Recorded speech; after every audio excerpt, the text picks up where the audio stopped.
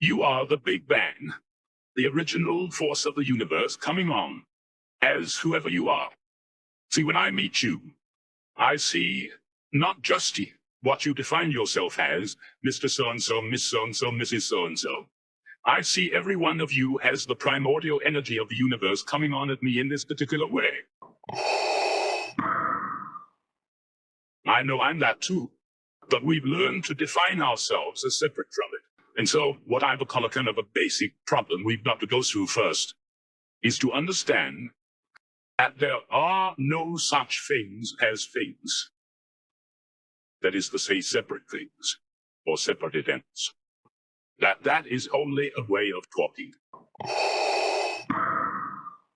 If you can understand this, you will have no further problems. I once asked a group of high school children, what do you mean by a thing? And first of all, they gave me all sorts of synonyms. They said it's an object, which is simply another word for a thing. It doesn't tell you anything about what you mean by a thing. And finally, a very smart girl from Italy who was in the group said a thing is a noun. And she was quite right. A noun isn't a part of nature, it's part of speech. There are no nouns in the physical world. There are no separate things in the physical world either. See, the physical world is wiggly. The clouds, mountains, trees, people are all wiggly. And only when human beings get working at things, they build buildings in straight lines and try and make out that the world isn't really wiggly. But here are we sitting in this room all built on straight lines, but each one of us is as wiggly as all get out. When you want to get control of something that wiggles, it's pretty difficult, isn't it? You try and pick up a fish in your hands, and the fish is wiggly and it slips out. What do you do to get hold of a fish? You use a net. And so the net is the basic thing we have for getting hold of the wiggly world. And so if you want to get hold of this wiggle, you better put a net over it. And I can number the holes in the net.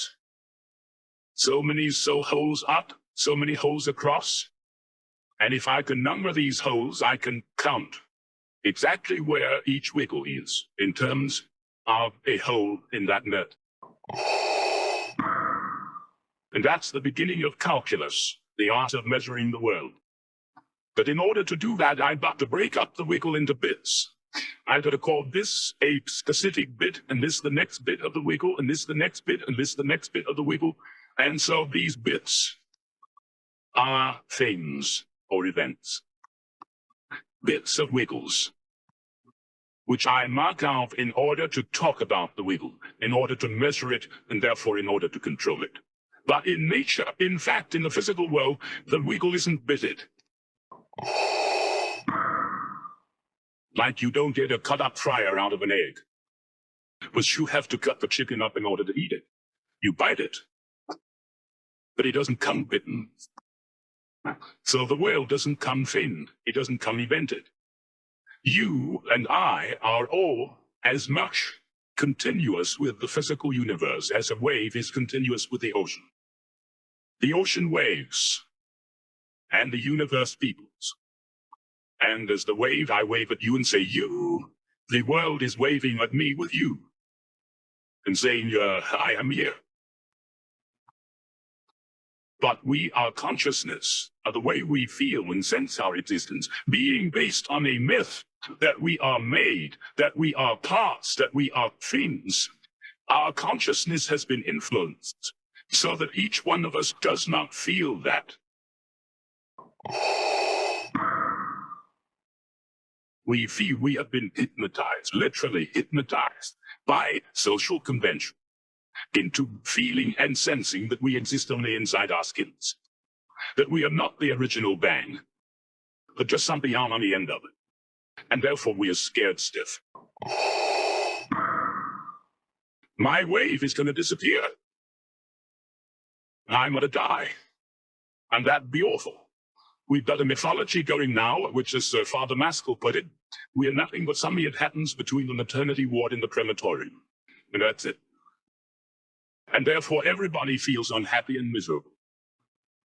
No, this is what people really believe today. You may go to church, you may say you believe in this, that, and the other, but you don't.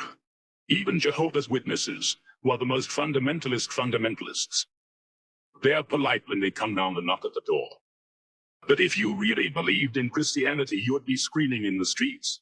You would be taking 4-page ads in the paper every day. You would have the most terrifying television programs. The churches would be going out of their minds if they really believe what they teach, but they don't. They think they ought to believe what they teach. They believe they should believe, but they don't believe it, because what we really believe is the fully automatic monk. And that is our basic plausible common sense.